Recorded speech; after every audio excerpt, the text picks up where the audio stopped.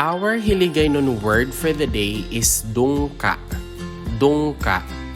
Dungka means to land, make port, arrive in port, or put into. It can also mean to attain, to gain. Port can also mean to obtain one's object. Dungka. Dungka. Let us have the following sample sentences using the Hiligaynon word dungka. Magdungka kita sa madali, kay daw maabot ang bagyo. Magdungka kita sa madali, kay daw maabot ang bagyo. That means let us make for port at once, for it looks as if a storm were coming. Magdungka kita sa madali, kay daw maabot ang bagyo. Kaina sang aga, nagdungka ang bapor. Kaina sang aga, nagdungka ang bapor. That means the steamer arrived in port this morning. Kaina sang aga, nagdungka ang bapor.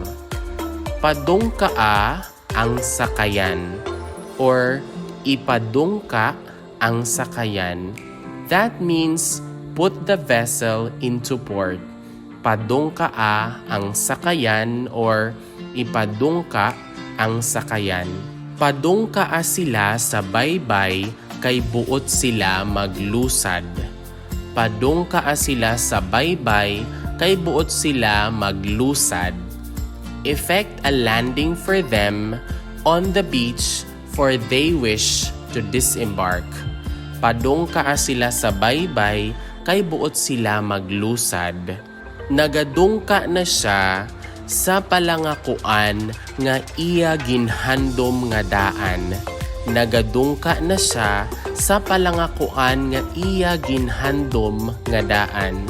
That means he has now finally obtained the office he has aspired for so long. Nagadungka na siya sa palangakuan nga iya ginhandom nga daan.